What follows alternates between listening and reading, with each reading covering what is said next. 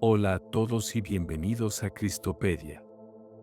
Hoy les compartimos una narración profunda sobre las enseñanzas de Jesús a sus discípulos antes de enviarlos a predicar, que nos invita a confiar en el Espíritu y a perseverar en medio de las dificultades. No olviden suscribirse y darle like para seguir creciendo juntos en la fe. Sin más, comencemos. Jesús es el modelo y el maestro. La formación de los apóstoles se dio en condiciones óptimas. Los discípulos estaban ávidos de aprender lo que Jesús les enseñara. Su buena voluntad era tal que dejaron todo para escucharle. Eran buenos discípulos, pero aún mejor era el maestro. La coherencia de Jesús era total y sin fisuras, poseía la verdad de un modo pleno, él mismo es la verdad.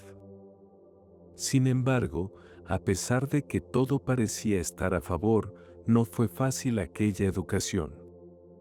Veamos por qué. Una posibilidad para educar a los discípulos, y en especial a los apóstoles, habría sido concederles una iluminación divina especial, que les permitiera conocer todo lo necesario con absoluta claridad. Pero Jesús no lo hizo así. Actuó lentamente, hablaba, persuadía, corregía, insistía, animaba, daba ejemplo y convivía con ellos. Estas son características de un magisterio profundamente humano, complementado por la acción de la gracia. ¿Por qué lo hizo así? Indudablemente, para enseñar algo, quería que los hombres usaran su libertad, de modo que ésta no fuera un simple adorno. Otro motivo era mostrar a los apóstoles el modo en que debían enseñar a otros. Ya que serían maestros de muchos hombres, era lógico que enseñaran recordando cómo Jesús los formó a ellos. El consejo de Isaías, aprended a hacer el bien, no era fácil de seguir por muchos motivos. Los apóstoles tenían determinados esquemas mentales al unirse a Jesús. Lo que oían o veían lo interpretaban según sus conocimientos previos, tanto si estaban cerca de la verdad como si estaban lejos de ella. Jesús debía corregir esos esquemas erróneos, de un modo similar a cómo corregía la conducta y la doctrina de los fariseos y doctores de la ley. Otra dificultad provenía del pecado original. Todos ellos padecían las heridas de ese pecado que deforma la naturaleza humana, ignorancia en la inteligencia, desorden en los sentidos y pasiones, y malicia en la voluntad. Si a esto se suma la acción de Satanás, podemos comprender la magnitud de los obstáculos que enfrentaron durante su formación. De hecho, uno de ellos, Judas Iscariote, no solo no asimiló dicha formación, sino que terminó traicionando a su maestro. Jesús es el maestro perfecto y actuó con extremada prudencia. Según el Evangelio de Marcos, instituyó a 12 para que estuvieran con él. Los formaría de manera gradual, conviviendo con ellos. Veamos esa gradualidad. Primero llama a los discípulos, haciéndoles ver quién es Él, luego les da tiempo para reflexionar, y cuando llega el momento oportuno, les pide que lo sigan, dejándolo todo. Después de un tiempo, escoge a 12 de entre ellos para formarlos de manera especial. El evangelista lo narra así. Jesús subió al monte y llamó a los que Él quiso, y vinieron a Él. Instituyó a 12 para que estuvieran con Él y para enviarlos a predicar. Evangelio según San Marcos, capítulo 3, versículos 13 y 14. A partir de entonces, Jesús va desvelando su doctrina en la medida en que ve a sus discípulos más preparados y con capacidad para asimilarla. Para una misión especial, deben adquirir una formación específica. ¿Cómo fue esta formación? Los apóstoles convivirán con Jesús. Aprenderán directamente en la fuente. Escucharán, pero sobre todo, verán y vivirán. No será una educación meramente teórica. La doctrina deberá encarnarse poco a poco en sus comportamientos hasta hacerse vida. No basta con recibir la enseñanza, deben asimilarla vitalmente. Solo así podrán, después, ser enviados al mundo entero con una base firme para transmitir fielmente una misión divina. Jesús realiza en cada uno de ellos y en todos una educación delicada, minuciosa, de filigrana. Jesús es el Maestro perfecto, porque es Dios verdadero y hombre verdadero.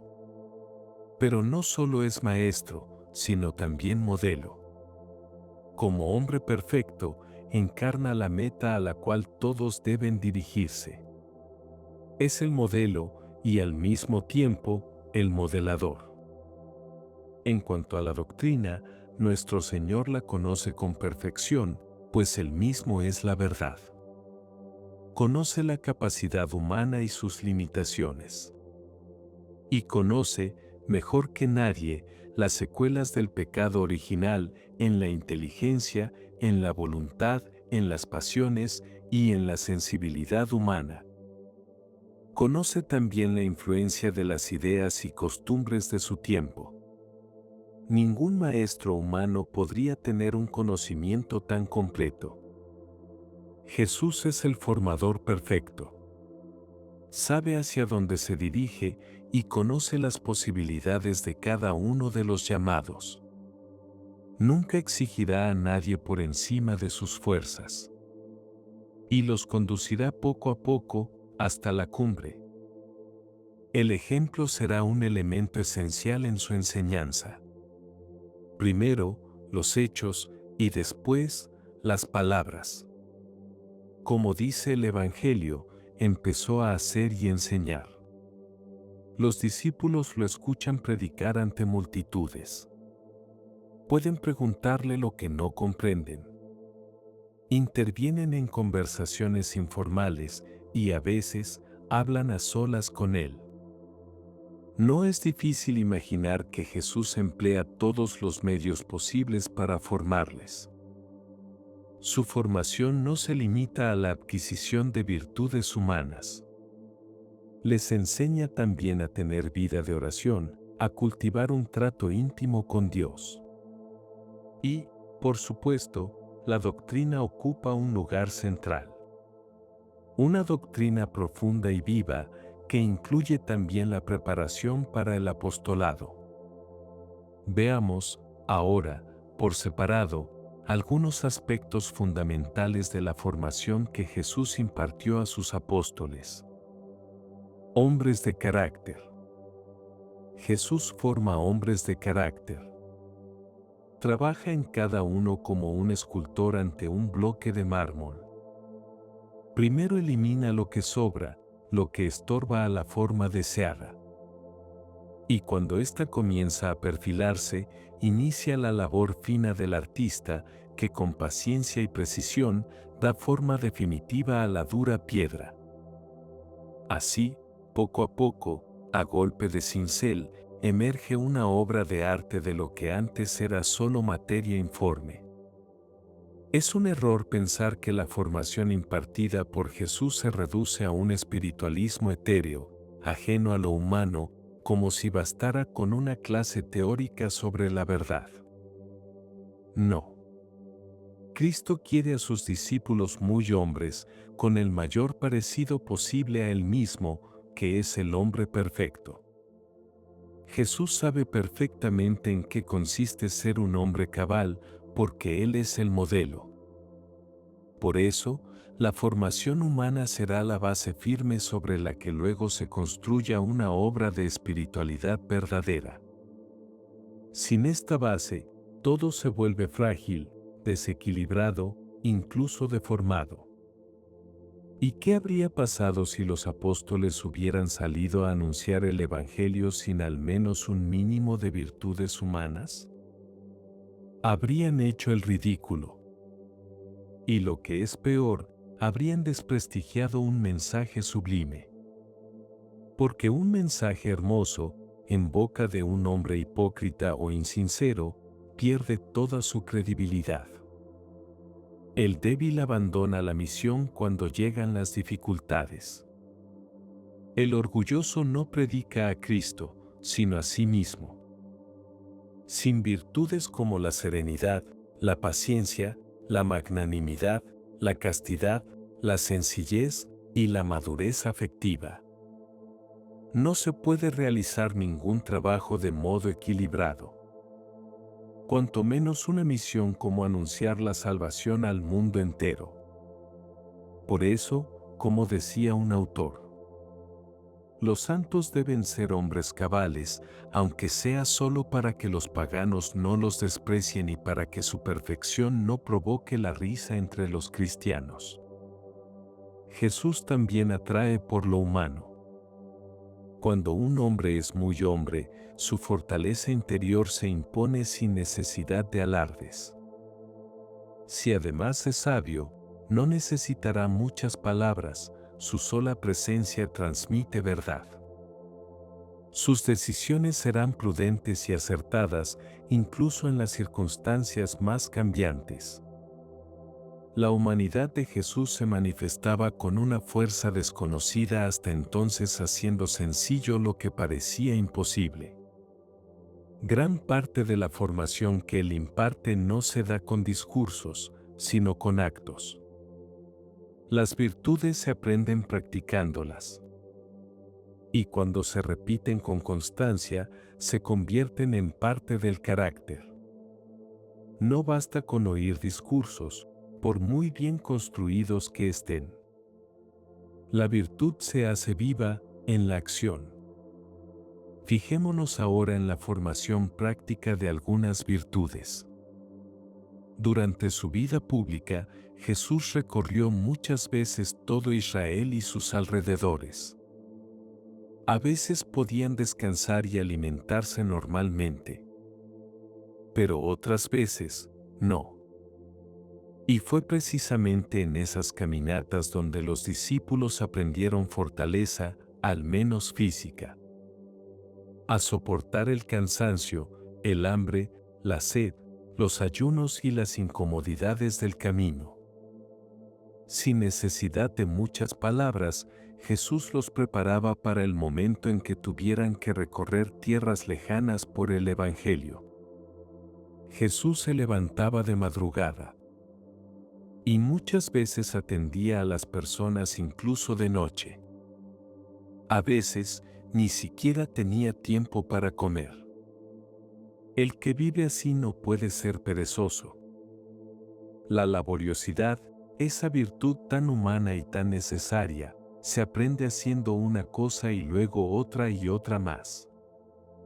Una vez más, la simple convivencia con Jesús era ya una escuela de formación. Los discípulos aprenden la verdadera amistad conviviendo. El ambiente amistoso y fraternal será alegre, pues la alegría es condición de todas las virtudes, pero sobre todo es el fruto de querer y saberse queridos. Los lazos que se establecerán entre los apóstoles van a ser más fuertes que los lazos de la sangre. Estos hombres tenían procedencias diversas y costumbres variadas. Solo les unía tener la misma vocación. Su amistad debe contar con los defectos de los demás. Si los defectos hacen perder la amistad, poco sólida es. Cuando las personas llevan un tiempo viviendo juntas, se dan cuenta mutuamente de sus defectos. ¿Qué hacer entonces? Jesús les enseña a ayudarse con la corrección fraterna. Si tu hermano pecare contra ti, repréndele a solas. Si te escucha, habrás ganado a tu hermano. Entonces, acercándose Pedro, le dijo: Señor, si mi hermano peca contra mí, cuántas veces he de perdonarle? ¿Hasta 7 veces? Dícele Jesús, no te digo que hasta 7 veces, sino hasta 70 veces 7. Esto es caridad fina. La paciencia es un aspecto indispensable de la virtud de la fortaleza. Jesús les dice, mediante la paciencia vuestra, poseeréis vuestras almas. Les prepara para las contrariedades futuras que pueden sorprender, aunque se esté bien advertido. En la cruz, la paciencia será pasión. Las virtudes se custodian con la virtud de la paciencia, pues si esta falta, cualquier tesoro se arroja a la calle cuando aparece la dificultad. Saber soportar lo adverso es más difícil y necesario que la audacia ante el peligro. Jesús les avisa sobre la abnegación necesaria en todo discípulo suyo. Quien no lleva su cruz y me sigue, no puede ser mi discípulo, lo cual lleva directamente a la perseverancia, no sea que, después de haber echado los cimientos, no pueda terminar, y todos los que se enteren comiencen a burlarse de él, diciendo: este hombre ha comenzado a construir y no pudo terminar. La serenidad permite conservar la calma en circunstancias difíciles. Jesús nunca pierde la serenidad, y cuando los discípulos se alteran ante un peligro grande y real, los calma, como sucedió cuando la tempestad en el lago, cuando al verle caminar sobre las aguas se turbaron y decían: es un fantasma, y por el miedo comenzaron a gritar. Pero Jesús les dijo enseguida: confiad, soy yo, no tengáis miedo. En sus muchas conversaciones aprenden la magnanimidad, virtud que lleva al ánimo grande, alma amplia en la que caben muchos. Es la fuerza que nos dispone a salir de nosotros mismos para prepararnos a emprender obras valiosas en beneficio de todos. No anida la estrechez en el magnánimo, no media la cicatería, ni el cálculo de egoísta, ni la trapizón de interesada. El magnánimo dedica sin reserva sus fuerzas a lo que vale la pena.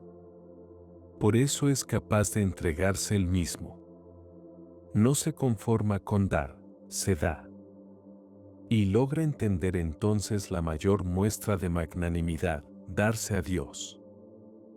Jesús reacciona con alegría ante las manifestaciones de agradecimiento y magnanimidad. Tenemos un claro ejemplo en las alabanzas que profiere ante el regalo de perfume de María en Betania, mientras rechaza las críticas de Judas, que era ladrón.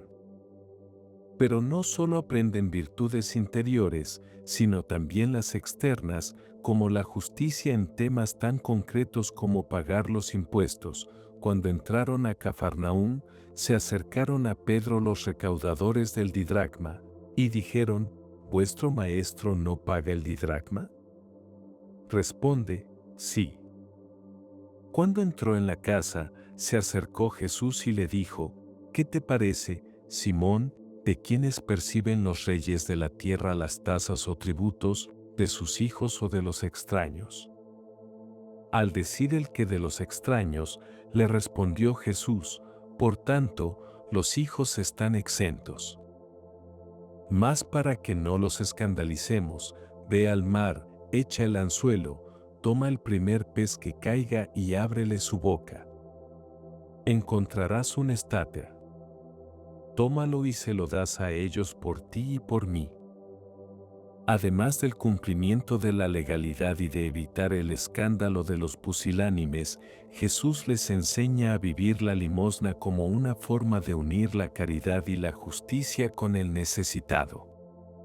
Muchas de las limosnas que recibían, las daban a los pobres. Las parábolas del rico Epulón y del hijo pródigo muestran una justicia muy equilibrada. El rico debe ser sensible a las necesidades del pobre, estar atento a lo que pasa a su alrededor y hacer lo que esté en su mano para remediarlo. No debe derrochar el dinero como el hijo pródigo, ni enfadarse con el que labra su propia desgracia, sino ser comprensivo como el Padre. Justicia también en los juicios. Pensar mal de los demás es falta de caridad y de justicia. Por eso Jesús enseña, no juzguéis y no seréis juzgados. Y cuando se presenta un caso concreto, y juzgan mal a un ciego diciendo, ¿quién pecó, este o sus padres, para que naciera ciego? Jesús los corrige diciendo, ni pecó este ni sus padres, sino que esto ha ocurrido para que las obras de Dios se manifiesten en él. Cuando los discípulos descubren a otros que arrojaban demonios en nombre de Jesús, querían prohibírselo. Pero él no se lo permite y les dice, quien no está contra vosotros, está a vuestro favor. Con estas palabras, Jesús los previene, con delicadeza, ante la envidia o el celo disfrazado de buen espíritu, que suele atacar a las personas que desean ser buenas, pero que se molestan, con cierto espíritu de monopolio, por el bien que hacen otros. La castidad estaba presente tanto en la doctrina como en toda la conducta del Maestro. Buena prueba de ello es la sorpresa de los apóstoles cuando, al regresar de un pueblo donde fueron a buscar comida, encuentran a Jesús hablando con una mujer. Porque una de las facetas de su conducta habitual era no estar a solas con ninguna, tanto para evitar habladurías como para educar a los suyos en la prudencia necesaria para guardar esta virtud. Otra virtud muy destacada por Jesús en la formación humana de sus discípulos es la sinceridad. Esto se advierte claramente cuando los previene contra el defecto clave de los fariseos, la hipocresía. Mirad, guardaos del fermento de los fariseos y de los saduceos. El deseo de quedar bien ante los hombres lleva a conductas llenas de falsedad, como limpiar la copa y el plato por fuera mientras el interior está lleno de rapiña y maldad. Esa falsedad también se muestra en descuidar el cuidado de los padres bajo la excusa de que el dinero que usan es sagrado, en hacer limosnas ostentosamente, en engañar a las viudas simulando largas oraciones con el fin de devorar sus bienes, o en cumplir minuciosamente preceptos menores mientras se descuidan los grandes mandamientos. Jesús revela la necedad de la hipocresía mostrando que, ante Dios, nada permanece oculto, nada hay oculto que no haya de descubrirse, y nada escondido que no llegue a saberse. El hombre sincero aborrece la doblez del hipócrita, no solo porque ofende a Dios, sino también porque deshumaniza. El insincero es retorcido, astuto, falso, y termina siendo molesto tanto a Dios como a los hombres. No se puede ser amigo de alguien de quien se sabe que nos engaña.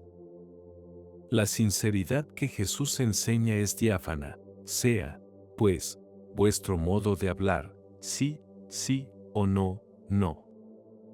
Lo que exceda de esto, viene del maligno. No se trata simplemente de no decir mentiras, sino de practicar una virtud verdadera que implica ser leales, nobles, veraces, enemigos de la doblez. Y si algo falla, se arregla hablando con claridad y sencillez ante Jesús. La prudencia, por su parte, es una virtud difícil de formar, ya que muchas decisiones dependen de circunstancias imprevisibles. Por eso Jesús les dice, mirad que yo os envío como ovejas en medio de lobos. Sé, pues, cautos como las serpientes y sencillos como las palomas. Ser buenos no significa ser ingenuos. La bondad no excluye la inteligencia. Deben estar preparados, porque algunos los atacarán movidos por el pecado, la envidia o el maligno. Deberán ser audaces para anunciar la buena nueva a todas las gentes, pero también prudentes, sabiendo que no faltarán quienes los escuchen con intenciones maliciosas. Por eso les advierte, no deis las cosas santas a los perros, ni echéis vuestras perlas a los cerdos, no sea que las pisoteen con sus patas y, revolviéndose, os despedacen. La sencillez no excluye la sagacidad ni el saber actuar con oportunidad, pero la verdadera prudencia nunca nace del miedo a tener problemas. Quien es prudente alcanza ese equilibrio interior que lleva a acertar en lo que hace. Para que aprendan a enfrentarse con confianza a las dificultades, Jesús da a los suyos mandatos variados. En su primera excursión apostólica, por ejemplo, los envía sin ningún apoyo material para que aprendan a confiar plenamente en Dios. Les dice, no llevéis oro, ni plata, ni dinero en vuestras fajas, ni alforja para el camino, ni 2 túnicas, ni sandalias, ni bastón. Sin embargo, más adelante, les permitirá llevar lo necesario, mostrando que la prudencia también se adapta a las circunstancias. La formación que Jesús da a los suyos puede resumirse en una sola idea: hacerse como niños. Porque quien se hace pequeño como un niño, ese es el más grande en el reino de los cielos. De ahí que el que quiera ser el primero, ha de hacerse el último de todos y el servidor de todos. A lo largo del camino, los apóstoles van madurando. Van creciendo como hombres. Ciertamente, la oración transforma el corazón humano y nos hace mejores personas. Aunque puede ser falsificada, sin virtudes humanas sinceras, uno corre el riesgo de volverse falso, débil, tímido, pusilánime, encogido o cobarde. En cambio, un hombre noble e íntegro, incluso sin conocer la fe, puede estar bien dispuesto a aceptarla, porque es honrado. La naturalidad y la sencillez son virtudes humanas maravillosas que hacen al alma capaz de recibir el mensaje de Cristo.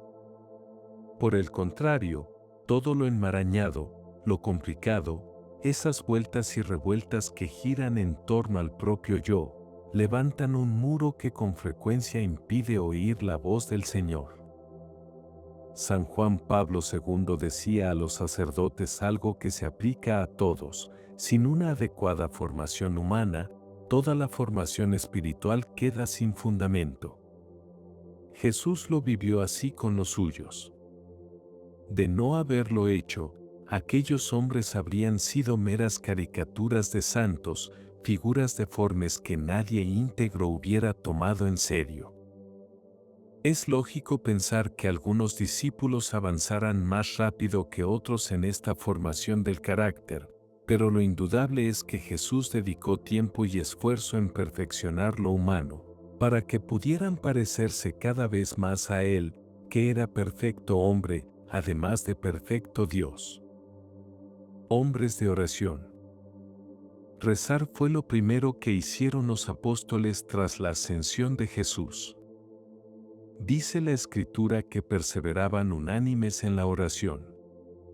Su reacción fue como un reflejo espontáneo, natural, como el agua que brota de una fuente. La acción vendrá después, el ir y venir de la misión apostólica, pero lo primero es lo primero. Y junto a María Santísima, se colocan en la presencia de Dios.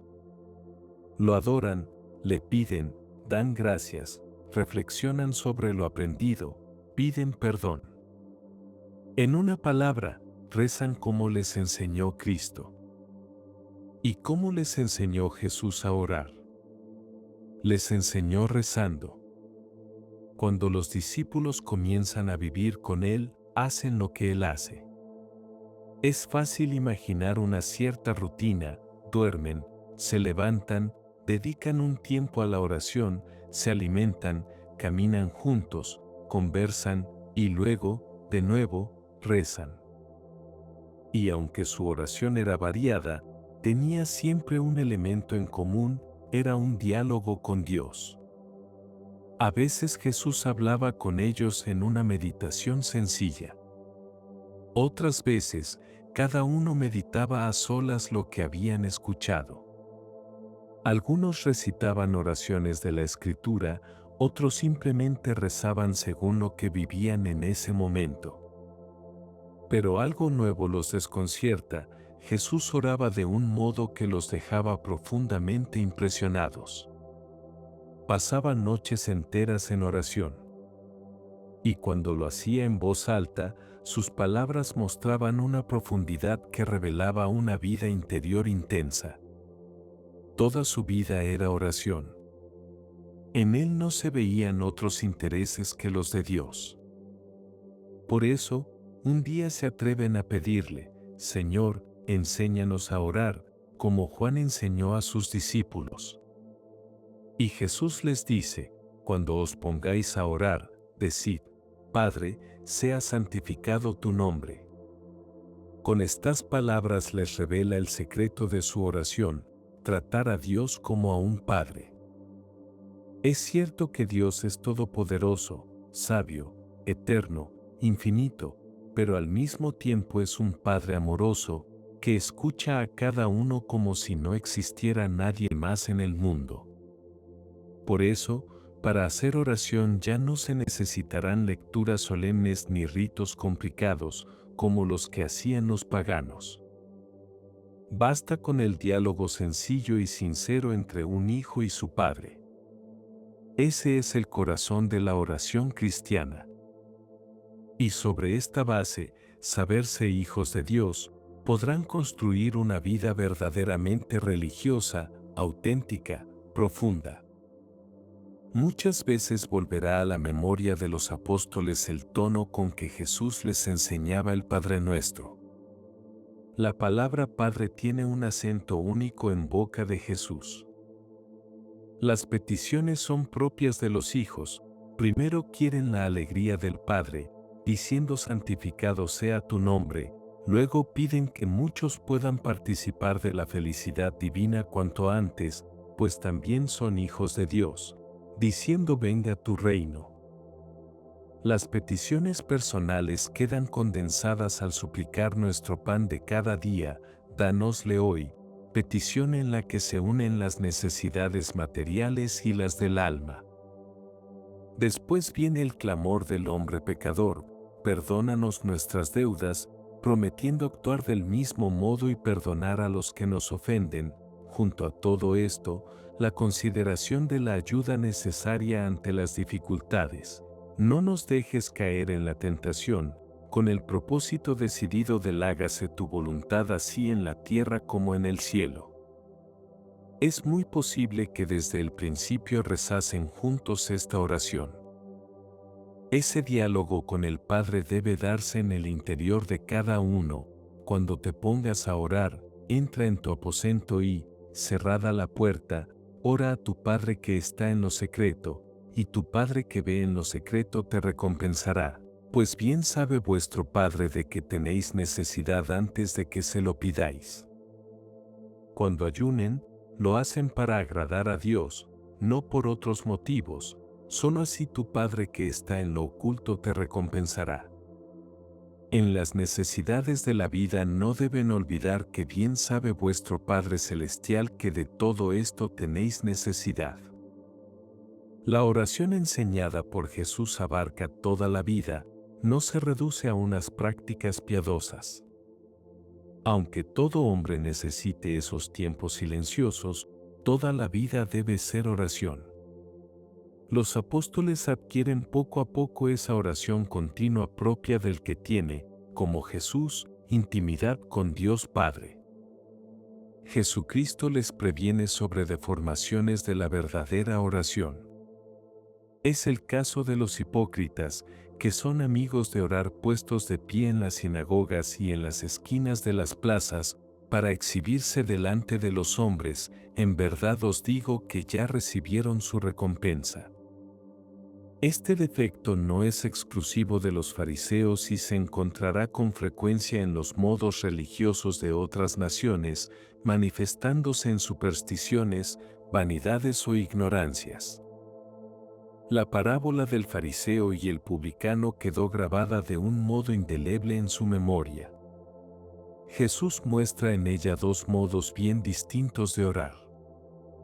El fariseo reza presentando sus méritos, lleno de orgullo, por eso se compara con aquel publicano, al cual juzga como pecador, mirando los defectos ajenos no reconoce sus debilidades, y, desde luego, habla más de sí mismo que con Dios. Así lo cuenta el mismo Jesús, el fariseo quedándose de pie, oraba para sus adentros: «Oh Dios, te doy gracias porque no soy como los demás hombres, ladrones, injustos, adúlteros». Todos recordarían las veces que habían visto escenas similares y quizá habían pensado que eran el modelo de un buen creyente, pero Jesús les descubre su falsedad. Para que les quede más claro, les coloca un pecador como modelo de oración bien hecha. El publicano, quedándose lejos, ni siquiera se atrevía a levantar sus ojos al cielo, sino que se golpeaba el pecho diciendo: «Oh Dios, ten compasión de mí que soy un pecador». Sin humildad no puede existir verdadera vida espiritual. La oración que enseña Jesús es la oración de los hijos de Dios. En aquella época se daban en el mundo diversas formas de oración en las muchas religiones existentes. Rezan los paganos de muchas maneras. En las religiones mistéricas pretendían unirse con los dioses a través de ritos excitantes y con bebidas. Los hindúes y los budistas seguían vías de gran mortificación para dominar el cuerpo y elevar el espíritu con técnicas bastante complicadas, al igual que los órficos y los pitagóricos. Los romanos seguían ritos externos llenos de largas y precisas lecturas. La gente sencilla de todos los lugares tenía muchas supersticiones. En este contexto contrasta más aún la sencillez de la oración de los hijos de Dios, llena de confianza y con una exigencia no pequeña, pero suave. En la oración de los hijos de Dios, la piedad que nace de la filiación divina es una actitud profunda del alma que acaba por informar la existencia entera, está presente en todos los pensamientos, en todos los deseos, en todos los afectos. ¿No habéis observado que, en las familias, los hijos aún sin darse cuenta, imitan a sus padres? Repiten sus gestos, sus costumbres, coinciden en tantos modos de comportarse. Pues lo mismo sucede en la conducta del buen Hijo de Dios, se alcanza también, sin que se sepa cómo, ni por qué camino, ese endiosamiento maravilloso, que nos ayuda a enfocar los acontecimientos con el relieve sobrenatural de la fe. Se ama a todos los hombres como nuestro Padre del Cielo los ama y, esto es lo que más cuenta, se obtiene un brío nuevo en nuestro esfuerzo cotidiano por acercarnos al Señor. No importan las miserias, insisto, porque ahí están los brazos amorosos de nuestro Padre para levantarnos. Confianza y sencillez son la característica de la oración enseñada por Jesús, pero siempre y sin desfallecer, pues Dios hará justicia a sus elegidos que claman a Él día y noche, no solo porque la insistencia consiga que hasta un juez inicuo imparta justicia, sino porque Dios quiere realizar esa justicia, ya que es bueno y es Padre. Os aseguro que les hará justicia sin tardanza y a nosotros nos hace bien. La inconstancia y el desfallecimiento manifiestan falta de fe, pues dejar de rezar al retrasarse lo pedido es signo de desconfianza en la sabiduría o el poder de Dios, que siempre sabe más. La enseñanza de Jesús sobre la perseverancia en la oración se une a la severa advertencia de que es preciso mantenerse fieles a la fe. Creamos para orar, comenta San Agustín, y para que no desfallezca la fe con que oramos, oremos. La fe hace brotar la oración, y ésta, cuando brota, alcanza la firmeza de la fe. Fe y oración van siempre unidas. La oración es señal de amor a Dios y su mejor manifestación. Jesús da su plena realización al primer mandamiento: amarás al Señor, tu Dios, con todo tu corazón, con toda tu alma y con toda tu mente. Este es el mayor y el primer mandamiento. El que reza alcanzará la comunión con Dios amándole. La confianza en el poder de la oración la verán los discípulos en los muchos milagros que hace Jesús, pero su extrañeza será grande cuando oigan decir al Señor: el que cree en mí, también hará las obras que yo hago, y las hará mayores que estas, porque yo voy al Padre. Y lo que pidáis en mi nombre, eso haré, para que el Padre sea glorificado en el Hijo. Si le pidiereis algo en mi nombre, yo lo haré. Es comprensible que los apóstoles hiciesen de la oración una columna imprescindible en la Iglesia. Pero la máxima educación espiritual la recibirán los apóstoles cuando vean a Jesús rezando en el huerto de los Olivos y escuchen su oración: Abba, Padre, todas las cosas te son posibles. Aparta de mí este cáliz. Pero no lo que yo quiero, sino lo que tú quieres. La mejor oración es cumplir la voluntad de Dios, aunque sea difícil, como en la pasión. Jesucristo insiste, de nuevo por segunda vez se alejó y oró diciendo: Padre mío, si esto no puede pasar sin que lo beba, que se haga tu voluntad. Punto. Esta entrega plena de Jesús contrastaba con la debilidad de los discípulos, pues se durmieron a pesar de sus buenos propósitos y no supieron estar a la altura de Jesús en su oración. Nunca olvidarán que en esos momentos Jesús les dio una de las últimas lecciones: velad y orad para que no entréis en tentación. El espíritu está pronto, pero la carne es débil.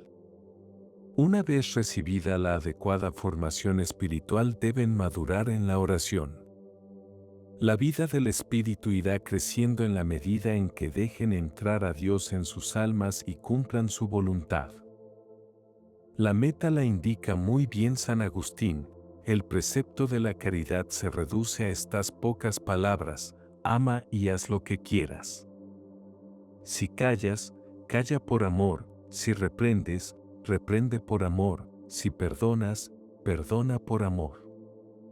La meta de la formación espiritual que Jesús imparte a los suyos es: sed perfectos como vuestro Padre Celestial es perfecto. Este es el camino de oración enseñado por Jesús a los suyos. Conocedores de la verdad. La enseñanza intelectual ocupa una parte muy importante en la formación de los apóstoles.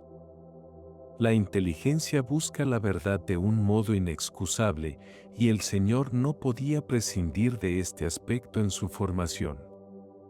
La ignorancia es uno de los peores enemigos de Dios en el mundo. La formación de los apóstoles debe ser adecuada para que sean maestros de sabios y de ignorantes, por lo que deben conocer muy bien la verdad. Observemos el método que el Maestro utiliza para educar intelectualmente a sus discípulos. Jesús enseña con autoridad. Es lógico que así sea. Sería un engaño o una falsa humildad enseñar de otro modo. Enseñar con autoridad es una revelación de sí mismo, porque nadie puede enseñar con una autoridad y seguridad tan plena como Dios mismo. Los que lo escuchan perciben claramente este aspecto, tan distinto al de los maestros que enseñan en Israel. Los apóstoles deberán seguir un método similar, conscientes de que no transmiten opiniones humanas, sino la palabra de Dios conocida a través de Jesús. La fe no excluye la razón, indaga para entender. No puede prescindir de la razón ni del esfuerzo de pensar sus contenidos, como testimoniaba la gran mente de San Agustín: he deseado ver con entendimiento aquello que he creído, y he discutido y trabajado mucho. Jesús conoce bien estas posibilidades y aspiraciones de la inteligencia humana y adapta su educación a la mente de los doctos, como Nicodemo, y a la de los sencillos, que son la mayoría. Muchos son los medios que utiliza Jesús para enseñar su doctrina, habla a grupos grandes y pequeños, hace discursos largos y explica las cosas en tertulias informales o a personas concretas. También varía su lenguaje, para salvar al hombre, escribe Clemente de Alejandría, emplea Cristo todos los acentos y cambia sin cesar su manera de hablar. Ya amenaza y advierte, ya se indigna o expresa su compasión con lágrimas. Podemos añadir que unas veces enseña de un modo solemne, otras conversa familiarmente y otras utiliza un lenguaje elevado. Ofrece todos los tipos de enseñanza, el sermón solemne, el catecismo, la homilía, el diálogo amistoso, el discurso polémico, la simple réplica. Su lenguaje se vuelve grave en las sinagogas y en el templo, pero se torna sencillo con los discípulos y con los menos preparados intelectualmente. Incluso sus conversaciones de sobremesa contienen enseñanzas llenas de riqueza. Su enseñanza se dirige a la inteligencia, al corazón y al sentimiento, partiendo con frecuencia de la experiencia de quienes lo escuchan. Expone los principios y deduce las consecuencias con vigor.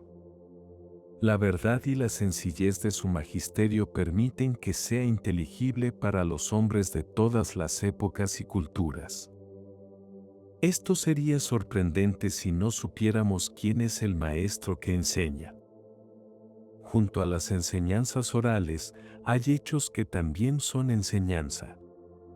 Los milagros confieren autoridad a las palabras de Jesús mostrando la divinidad de su magisterio, pero ellos mismos son signos elocuentes. La curación de los leprosos habla de la limpieza del alma. El paralítico que camina es motivo para mostrar el perdón de los pecados. Las resurrecciones muestran una vida nueva después de la muerte, el dominio sobre los elementos y la superioridad sobre las fuerzas de la naturaleza. Se podría decir lo mismo de muchos otros hechos elocuentes. Pero vayamos ya a la predicación del Señor. Es posible resumirla en 4 grandes apartados: el Sermón del Monte, las parábolas, las discusiones con fariseos y doctores de la ley, y las conversaciones con los discípulos. Este resumen es necesariamente incompleto, pues toda la vida de Jesús es enseñanza viva, pero así podemos comprender mejor su catequesis doctrinal. El Sermón del Monte. Los expertos suelen situar el Sermón del Monte al comienzo del segundo año del ministerio público de Jesús. Antes de eso, Jesús ya había comenzado a predicar con un mensaje breve y contundente.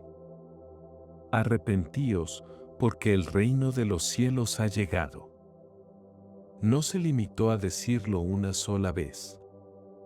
Después de proclamar su mesianidad con claridad en Nazaret, donde había vivido casi toda su vida, comenzó a predicar por toda Israel. Y recorría toda la Galilea, enseñando en las sinagogas, predicando la buena nueva del reino y curando toda enfermedad y dolencia del pueblo. Lucas añade que también predicaba en las sinagogas de Judea. La expectación que sus palabras y milagros despertaban era grande. Por eso, se reunía una multitud en aquel monte. Su fama se extendió por toda Siria, y lo seguían numerosas turbas de Galilea, Decápolis, Jerusalén, Judea, del otro lado del Jordán, y también del litoral de Tiro y Sidón. Este era el público que escuchaba a Jesús en el monte donde eligió a los 12. La predicación de Jesús no partía de cero, porque quienes acudían a escucharle ya conocían la Sagrada Escritura. La expectación era para cerciorarse de que efectivamente era el Mesías y también para conocer su doctrina. Podemos resumir así los conocimientos básicos que poseían: aceptaban la existencia de un solo Dios verdadero, espiritual y omnipotente, conocían la ley para cumplir la voluntad de Dios y ser justos. Se sentían miembros de un pueblo elegido, comprometido en una alianza con Dios, que les prometía un Mesías Rey que los salvaría. Junto a estos conocimientos esenciales, había algunos errores, como el libelo de repudio, que surgía por la dureza de su corazón, y otras ideas no permitidas por Dios, añadidas por los hombres, que deformaban el sentido de los mandatos divinos. Este era el marco en que se desarrollaba la predicación de Jesús, luz y tinieblas. Una de las primeras aclaraciones que Jesús hizo fue dejar bien claro su continuidad con lo revelado por Dios anteriormente. No penséis que he venido a abolir la ley y los profetas. No he venido a abolir, sino a perfeccionar. Más adelante, Jesús precisaría en qué consiste esa novedad y perfección. A primera vista, podría parecer que solo se trata de enseñanzas morales y ascéticas, pero la realidad es mucho más profunda. Lo más esencial que Jesús enseña en aquel momento solemne es que Dios es Padre y que Él es el Salvador. Ya conocían a Dios como Creador y muchas de sus características, como su ser espiritual y trascendente al mundo. Jesús va a mostrar la intimidad de Dios con una riqueza de detalles desconocida hasta entonces. Dios es un Padre que ve en lo secreto y que premiará, que conoce las necesidades, que perdona, que es superior a las riquezas, que debe ser servido, que cuida de los hombres, de los pájaros y de los lirios del campo, y que escucha las oraciones. Más adelante, cuando estén más preparados para aceptarlo, Jesús les revelará que Él mismo es Dios, consustancial con el Padre, y que existe una tercera persona en Dios llamada Espíritu Santo. Sobre la base de la revelación de Dios como Padre, Jesús explica la actitud que deben tener los hijos de Dios. Lo primero que deben hacer es cumplir los mandamientos, sin las deformaciones que se habían introducido a lo largo del tiempo. Después, les muestra el camino hacia la perfección, que son las bienaventuranzas. A lo largo de los evangelios, aparecen otras bienaventuranzas, además de las 8 que transmite Mateo, pero todas coinciden en ver a Dios Padre detrás de todos los acontecimientos, incluso en aquellos que se presentan como más desagradables. Solo cuando se ve la realidad con esta perspectiva, pueden ser felices en la tierra y alcanzar la bienaventuranza eterna. Las parábolas y su importancia en la enseñanza de Jesús. Las parábolas ocupan un lugar privilegiado en la enseñanza que Jesús quiere impartir. Tanto los griegos como los judíos usaban imágenes y narraciones sugestivas y atrayentes para ilustrar sus enseñanzas. Por ejemplo, en la filosofía griega, Platón usó el mito de la caverna para mostrar el modo de conocer, o el auriga con un caballo dócil y otro rebelde para indicar cómo es el hombre. Los judíos llamaban a estas narraciones masal, que significa semejanza. Estas semejanzas iban desde un proverbio corto hasta narraciones proféticas o sentencias enigmáticas. En el Evangelio se recogen al menos 30 parábolas, aunque en un sentido amplio podrían considerarse unas 70, incluyendo toda explicación con imágenes o proverbios. Mateo dice: toda esta cosa habló Jesús al pueblo en parábolas, y no les hablaba sin parábolas, para que se cumpliera lo que había dicho el profeta: abriré en parábolas mi boca, declararé las cosas escondidas desde la creación del mundo. La importancia que Jesús da a este modo de enseñar es grande. El motivo es sencillo, es fácil entender algo cuando se explica con parábolas. Las imágenes y narraciones son agradables para todos, incluso para los más inteligentes y preparados para el estudio. Para los más sencillos, las parábolas son especialmente necesarias, porque no les resulta fácil comprender conceptos abstractos. Han pasado los siglos, pero las parábolas siguen conservando su colorido y su interés original. A pesar de los cambios en las costumbres, se graban fácilmente en la memoria y ofrecen alimento sólido para la reflexión, tanto a sabios como a sencillos, a santos y a pecadores. La belleza de estas parábolas reside en que enseñan realidades profundas con métodos simples y claros. Se dice mucho y no sobra nada. Jesús manifiesta un penetrante sentido de observación, pero más admirable que la forma exterior son las lecciones que enseñan. San Bernardo lo expresa bellamente. Su superficie considerada, por decirlo así, desde fuera es graciosa, pero rota la almendra, se halla en lo interior algo mucho más agradable y deleitoso. La validez de este modo de enseñanza en todos los tiempos y culturas es una muestra más de la sabiduría de nuestro Señor. Pero hay más, pues cuando los discípulos preguntan a Jesús, ¿por qué les hablas en parábolas?, les responde de un modo enigmático, a vosotros se os ha concedido conocer los misterios del reino de los cielos y a ellos no. Y concluye con una frase difícil tomada del profeta Isaías: oiréis, pero no entenderéis, miraréis, pero no veréis. Porque el corazón de este pueblo se ha endurecido, y han cerrado sus ojos, para no ver con los ojos, ni oír con los oídos, ni entender en su corazón, ni convertirse, ni que yo los sane. Es decir, entienden las palabras divinas solo los que tienen buenas disposiciones, no basta simplemente con oírlas. Concluye su explicación con una nueva bienaventuranza: bienaventurados, en cambio, vuestros ojos porque ven y vuestros oídos porque oyen. Pues en verdad os digo que muchos profetas y justos ansiaron ver lo que vosotros estáis viendo y no lo vieron, y oír lo que vosotros estáis oyendo y no lo oyeron. Se podría pensar que el sentido oculto a las imágenes de las parábolas solo se desvela a los hombres de buena voluntad, mientras que está cerrado a los que tienen el corazón pervertido. Sin embargo, los mismos apóstoles no entienden siempre lo que significan las parábolas. Es muy frecuente que pregunten el sentido pleno que tienen en boca del Maestro.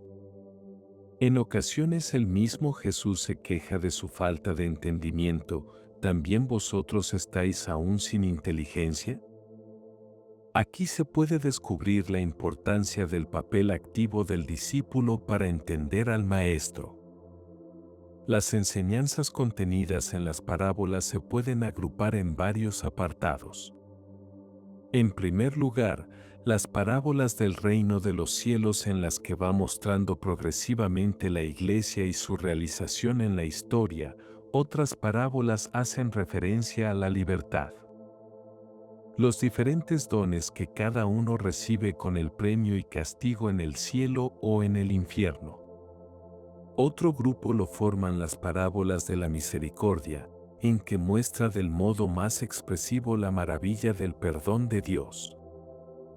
Más tarde aparece un conjunto de parábolas para muy variadas cuestiones, como son la del buen pastor, la vid y los sarmientos, el juez injusto y otras comparaciones que forman un mosaico pleno de matices y de luces. Los apóstoles utilizarán muchas imágenes similares en su predicación, como consta en las epístolas de Pedro, Santiago y Judas Tadeo. Otro método utilizado por Jesús es la polémica, pero solo la realiza cuando los enemigos de la buena nueva quieren discutir. No es la manera más frecuente utilizada por el Señor, pero no rechaza la discusión cuando lo exige la caridad y la justicia. Los apóstoles tendrán que usar muchas veces ese sistema, tan diferente a la exposición tranquila ante los bien dispuestos que atienden con gusto y atención, pues muchas veces escuchan gentes discutidoras y mal dispuestas.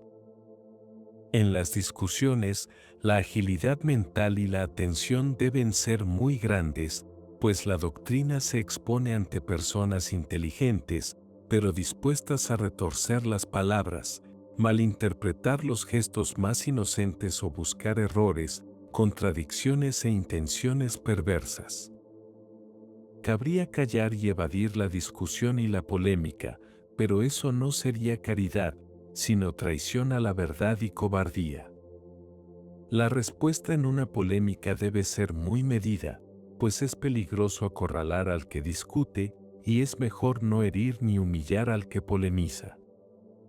Si es posible, hay que ganarlo para la verdad, y esto no es fácil, pues algunos se ofenden se haga lo que se haga.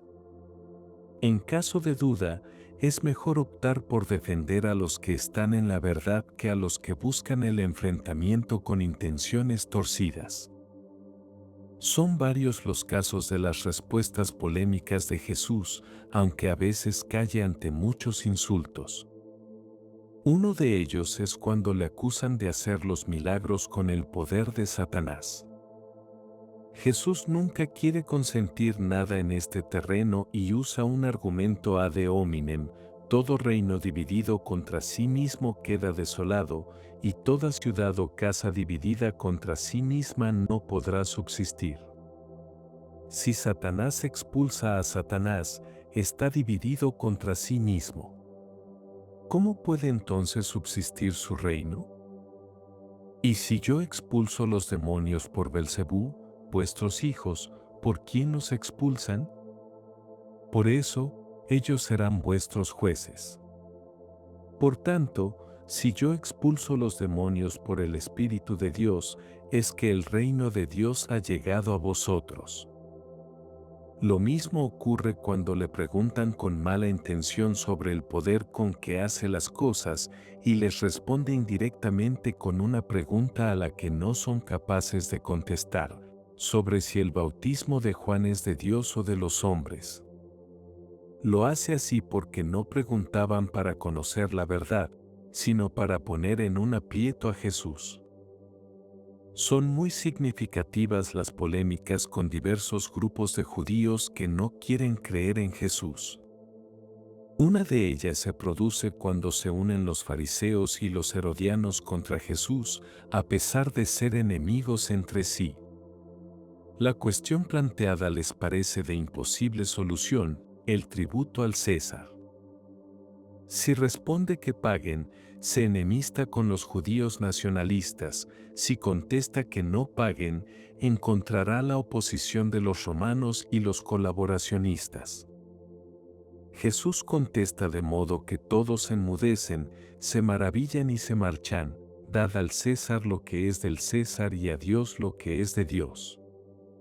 En esta breve frase se condensa la difícil relación entre la Iglesia y el poder civil, o la autonomía, no la independencia, de las cuestiones temporales. En la misma línea discurre la pregunta sobre el libelo de repudio o divorcio. El grupo de los saduceos, que eran más materialistas, le plantea una rebuscada objeción sobre la resurrección frente a la ley del levirato. La mala intención de la pregunta es clara.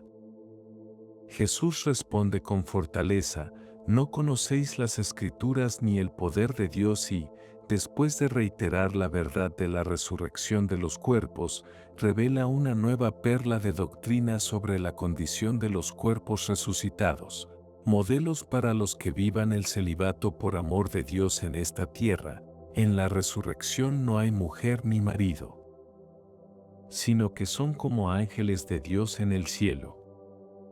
Jesús utiliza en las polémicas argumentos aceptados por los que le escuchan. Ante los saduceos cita a Moisés: Para los fariseos usa otros textos de la Sagrada Escritura, para los herodianos, la fuerza de la razón. Para los que abiertamente mienten o insultan, desvela las malas intenciones disfrazadas de interés y los argumentos ad hominem. Los apóstoles y sus sucesores tendrán que utilizar estos métodos, como pastores que defienden las ovejas de los lobos que intentan matarlas o dispersarlas. Hombres versados en la polémica, como San Atanasio o San Juan Crisóstomo, serán tan necesarios en la Iglesia como los que se dedican a enseñar a los fieles bien dispuestos. Jesús utiliza otro modo de enseñanza en la convivencia con amigos y discípulos. Unas veces es en las comidas, otras caminando, otras en los descansos, otras a raíz de comentarios tan sencillos como admirarse de la belleza de la construcción del templo. Son como perlas no buscadas que adquieren más valor por su naturalidad y sencillez. Muchas son estas enseñanzas. ¿Quién no recuerda aquella sobre la primacía de la oración ante las dos hermanas Marta y María? La exhortación a la humildad es mucho más expresiva ante el espectáculo un tanto ridículo de la búsqueda de los primeros puestos en los banquetes. La marcha del joven rico que no fue generoso es ocasión para hablarles de la verdadera pobreza y de la dificultad para los ricos para alcanzar el reino de los cielos. Bendice a los niños que acuden a él y propone su inocencia y sencillez como modelo para el cristiano. Alaba la limosna de la viuda pobre. Durante una comida le preguntan si son muchos los que salvan y les previene contra la presunción, animándoles a la lucha. Ante el que hace milagros en nombre de Jesús les dice que no se lo prohíban, superando una tentación de envidia. La unción realizada en Betania por María con un perfume valioso es ocasión de que les enseñe la difícil virtud de la magnanimidad. A pesar de todo, los apóstoles entendían con dificultad, de modo que, cuando en la última cena Felipe dice a Jesús, «Señor, muéstranos al Padre y nos basta», Jesús se queja un poco de su escasa inteligencia de los misterios de la fe. «Felipe, ¿tanto tiempo como llevo con vosotros y no me has conocido? El que me ha visto a mí ha visto al Padre». La formación que Jesús imparte a sus apóstoles la completará después de la resurrección, abriéndoles la inteligencia. Volverá a explicarles el significado de las cosas, repitiendo con insistencia y amor y con muchos argumentos durante los 40 días que transcurrieron hasta la ascensión a los cielos de nuestro Señor. Pero aún así les promete el Espíritu Santo como un nuevo Maestro para siempre. Todavía tengo que deciros muchas cosas, pero no podéis sobrellevarlas ahora. Cuando venga aquel, el Espíritu de la verdad, os guiará hacia toda la verdad. El Espíritu Santo no les enseñará cosas nuevas, pues la revelación queda completa con Jesucristo, pero les hará comprender lo revelado por Jesús. La conversación personal es otro método que usa nuestro Señor para educarles.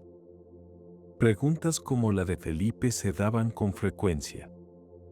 Un caso entre muchos es la corrección a Juan y a Santiago, cuando piden que baje fuego del cielo sobre la aldea de samaritanos que no quisieron acogerles.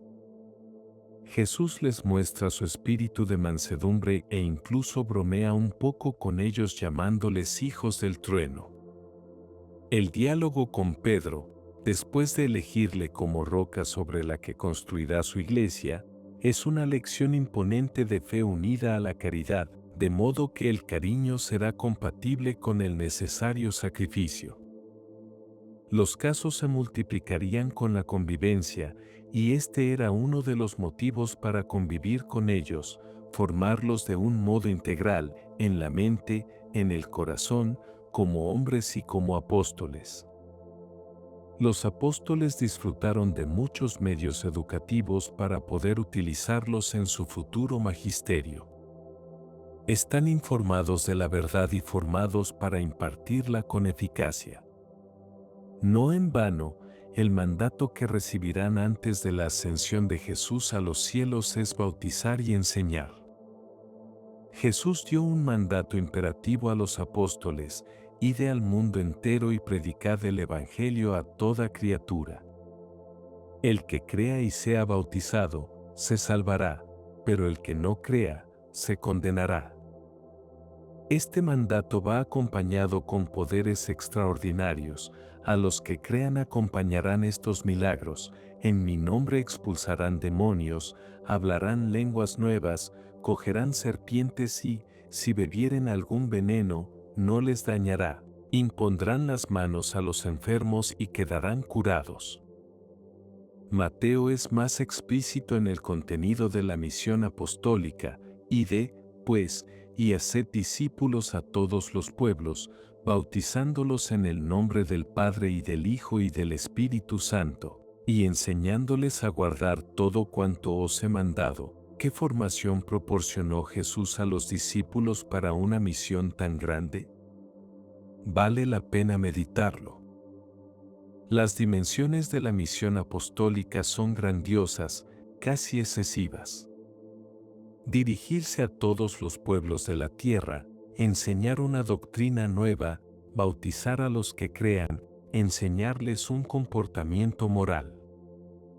Sobrecoge pensar lo que lleva consigo esta misión: deben aprender lenguas, adaptarse a muchas culturas, superar fronteras, conseguir que cambien de religión y abandonen muchas tradiciones, predicar unas costumbres de vida rigurosas y estar dispuestos a morir para desarrollar esa misión. Parece una tarea desproporcionada desde el punto de vista humano. Cierto que la fuerza más importante de que dispondrán es la gracia divina, pero la formación con la que Jesús prepara a los discípulos también cuenta, pues no conviene dejarles sin esa preparación humana, y Jesús no lo hace. Es más, la formación que les proporciona servirá a todos los apóstoles de todos los tiempos. La formación apostólica va precedida de las anteriores. Difícil sería ir a todo el mundo si careciesen de virtudes humanas, o si no fuesen suficientemente rezadores y santos, o si su educación doctrinal fuese insuficiente. Nadie da lo que no tiene. En una ocasión, Jesús les dio una importante lección. Al ver las muchedumbres se llenó de compasión hacia ellos porque estaban cansados y abatidos, como ovejas sin pastor. Entonces les muestra cómo la oración debe preceder al apostolado. La mies es mucha, pero los obreros pocos. Rogad, por tanto, al dueño de la mies que envíe obreros a la mies. No les dice que actúen con más eficacia o que se organicen mejor, sino que recen pidiendo apóstoles. Lo primero para un apostolado eficaz será siempre la oración, pues los frutos dependen de la gracia de Dios. La constancia, la generosidad, la afabilidad, la perseverancia, la valentía, la audacia y todo el cortejo de virtudes, guiado por la prudencia y regido por la caridad, serán el acompañamiento necesario para cualquier trabajo apostólico. La falta de cualquier virtud repercute en malos ejemplos, retrasos, dificultad para conectar con los mejor dispuestos o para enfrentarse con las dificultades. Las virtudes humanas son un apoyo básico para el apostolado. La doctrina bien asimilada será otra de las condiciones de un apostolado que debe comenzar por enseñar verdades. Si la verdad se asimila plenamente, podrá adoptar formas muy variadas sin deformarse con la influencia de las culturas y religiones que encontrarán a lo largo del ancho mundo. No se puede hablar igual a los romanos que a los judíos o a los etíopes. No puede ser el mismo discurso para los sabios que para los ignorantes.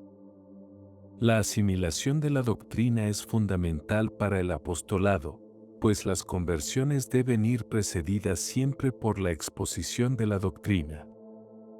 Una vez adquiridas estas condiciones previas comienza la formación apostólica propiamente dicha. Unas veces serán consejos y mandatos, otras prácticas apostólicas. Veamos primero la práctica. Acompañar a Jesús es lo primero, y así lo hacen cuando recorría todas las ciudades y aldeas enseñando en las sinagogas, predicando el Evangelio del reino y curando toda enfermedad y toda dolencia. Jesús comienza a enseñar haciendo las cosas Él, después vendrá la teoría. Los apóstoles podían aprender en vivo los diversos modos de explicar la doctrina y las virtudes que ejercitaba Jesucristo. La diligencia para moverse de pueblo en pueblo, la afabilidad, generosidad y claridad de las predicaciones a los que acudían a ellos, hasta no dejarles tiempo ni para comer, o la fortaleza y caridad para aceptar las conversaciones durante la noche robando tiempo al descanso, era el pan de cada día. La actividad era intensa y sin concesiones, aunque en ocasiones hiciese un alto para descansar, formar a los apóstoles o rezar con calma. Ven cómo Jesús hace un apostolado abierto a todos sin excluir a nadie, trata a ricos y pobres, sabios e ignorantes, judíos y gentiles, jóvenes y ancianos. Todo esto forma parte de la formación de los discípulos.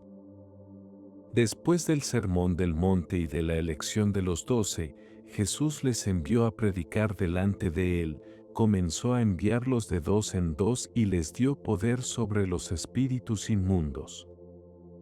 Es fácil suponer el nerviosismo y la inquietud de todos ante aquella primera misión, la timidez y una cierta inseguridad se apoderan de ellos, pero ahí reside una lección importante para el apostolado. Aprenden a predicar predicando. Pato al agua es el método utilizado por Jesús. Él los lanza a la acción, pero con prudencia, por eso indica que vayan de 2 en 2, para que puedan apoyarse mutuamente y comunicarse seguridad en situaciones inesperadas. Marcos cuenta que ellos se fueron predicando penitencia, y expulsaban a muchos demonios, y ungían con óleo a muchos enfermos y los curaban. La sorpresa ante los milagros que realizaban y su poder sobre los demonios debió ser extraordinaria, casi no podrían creérselo. Al mismo tiempo, predicaban el arrepentimiento y muchos se convertían al oír sus palabras llenas de entusiasmo. La vuelta de la primera salida apostólica debió ser exultante. Contaban sin parar sus aventuras y al escuchar a los demás, su gozo crece. Es formidable lo que hemos sido capaces de hacer. Es cierto que Jesús les habla de dificultades y de persecuciones, pero les parecen insignificantes después de lo que han experimentado haciendo milagros. El miedo suele agrandar los peligros ensanchándolos en la imaginación. El gozo y el entusiasmo, unidos a los milagros y las conversiones, les llenan de una confianza que, si se convierte en excesiva, podría traerles problemas no pequeños. Por eso Jesús, sin quitarles el entusiasmo, les previene ante el peligro de la presunción o de atribuirse a sí mismos los éxitos apostólicos o los milagros, afirmando después de la predicación algo muy importante para sus vidas. Volvieron los 72 con alegría diciendo: Señor, hasta los demonios se nos someten en tu nombre. Él les dijo: veía yo a Satanás caer del cielo como un rayo. Mirad, os he dado potestad para aplastar serpientes y escorpiones y sobre todo poder del enemigo, de manera que nada podrá haceros daño. Pero no os alegréis de que los espíritus se os sometan, alegraos más bien de que vuestros nombres están escritos en el cielo. De hecho, en otra ocasión les previene con palabras fuertes para que no se confíen. Muchos me dirán aquel día: Señor, Señor, pues no hemos profetizado en tu nombre, y arrojado los demonios en tu nombre, y hecho prodigios en tu nombre? Entonces yo les diré públicamente, jamás os he conocido, apartaos de mí, los que habéis obrado la iniquidad.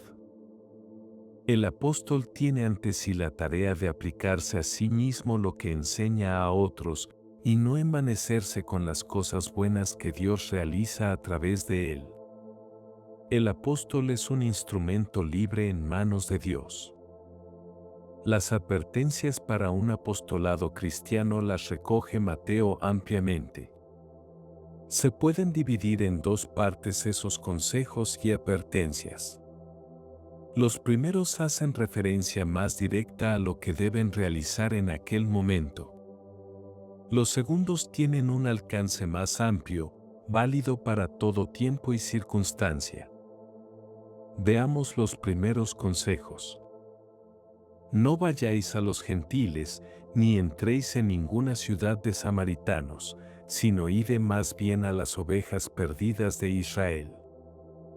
Este mandato contrasta con el que les dará antes de ascender a los cielos, mandándoles que vayan a todos los pueblos de la tierra. Aquí podemos percibir la prudencia para formar a los suyos. Primero les manda lo más fácil, y cuando ya estén más experimentados podrán acudir a misiones más difíciles. El Señor sigue, a su vez, un orden, llamando primero a los judíos y después a los demás. En esta misma línea de pedir primero lo más sencillo está otro consejo. Al entrar en una ciudad o en una aldea, informaos quién es digno, y quedaos allí hasta que partáis. Es natural que los más dignos sean los más preparados para aceptar la buena nueva. Sería imprudente empezar de entrada por lo más difícil. Es cierto que el apostolado debe llegar a todos los hombres, pero empezar por los indignos o pecadores hostiles puede llevar a muchos esfuerzos y pocos frutos, mientras que, si se empieza por los bienes dispuestos, se crea un núcleo que puede extender su influencia en círculos concéntricos y llegar, a través de los convertidos, a aquellos que tenían malas disposiciones al principio de la predicación. Otro consejo hace referencia a los medios humanos. No llevéis oro, ni plata, ni dinero en vuestras fajas, ni alforja para el camino, ni dos túnicas, ni bastón, porque el que trabaja merece su sustento. La confianza en Dios debe ser plena y se manifiesta en el abandono a la providencia divina. Y si faltan los medios, Dios proveerá. En la vida de la Iglesia son tantas las iniciativas de almas realizadas sin medios adecuados que la confianza queda reforzada por la experiencia. De hecho, en la última cena, recordando Jesús ese periodo de su vida, les dijo: «Cuando os envié sin bolsa ni alforjas, ni calzado, ¿acaso os faltó algo?» «Nada», le respondieron. Entonces les dijo: «Ahora, en cambio, el que tenga bolsa, que la lleve, y del mismo modo la alforja, y el que no tenga, que venda su túnica y compre espada». Es decir, una vez adquirida la confianza en Dios, ya podéis aplicar la prudencia humana para usar los medios que estiméis más convenientes para vuestro apostolado. En cuanto al modo de hacer apostolado, les dice dos cosas. Primero, dar la paz.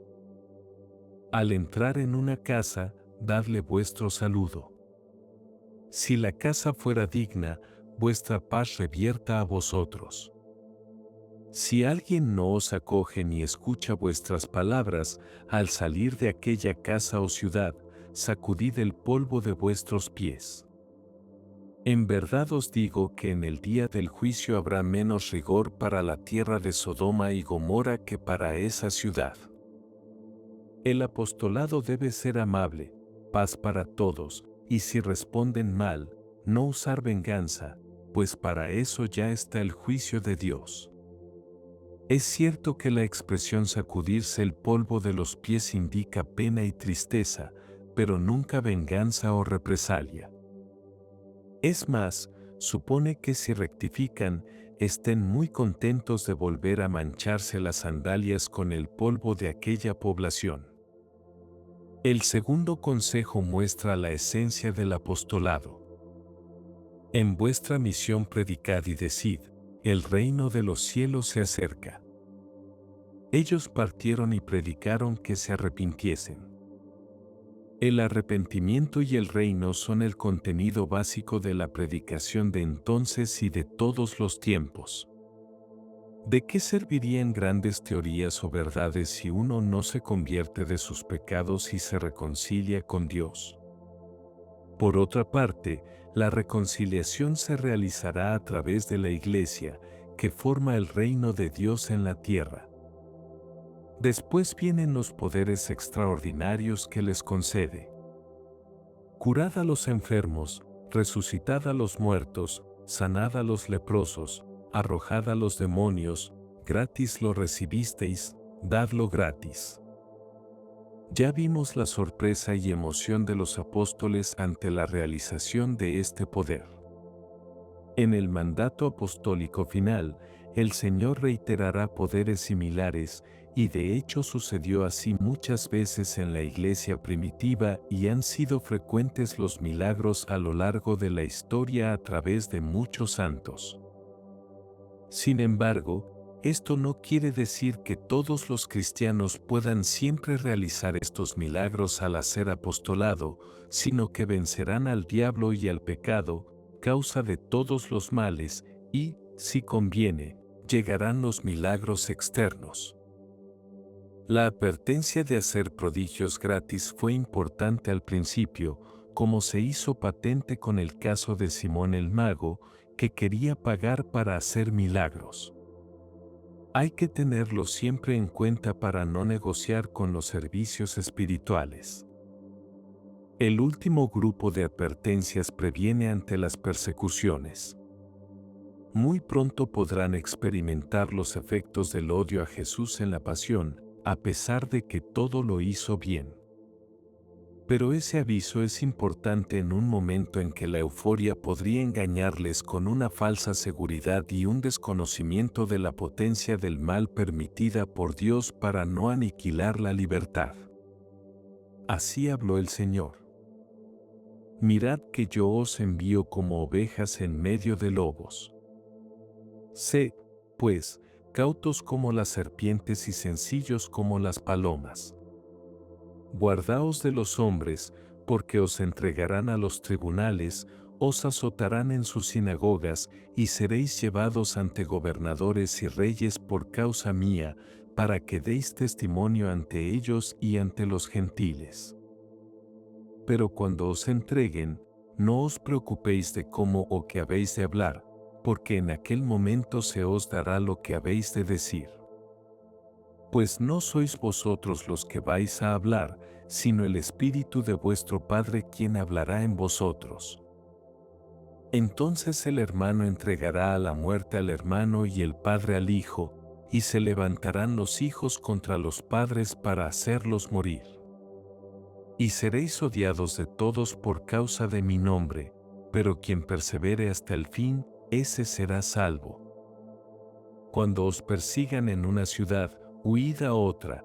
En verdad os digo que no acabaréis las ciudades de Israel antes de que venga el Hijo del Hombre. Es significativa la fidelidad de los discípulos a esta enseñanza del Maestro, invitándoles a la acción de conseguir nuevos prosélitos para el redil de Cristo. Es un ejemplo a seguir por todos los que nos llamamos cristianos. Basta recordar la antigua tradición que muestra a los 11, junto con Matías, distribuyéndose por el mundo para evangelizarlo en todas las direcciones. En esta narración hemos visto cómo Jesús prepara a sus discípulos para el apostolado, enseñándoles a confiar plenamente en el Espíritu Santo, a ser prudentes y perseverantes frente a las dificultades y persecuciones, y a no atribuirse los éxitos sino a la obra de Dios.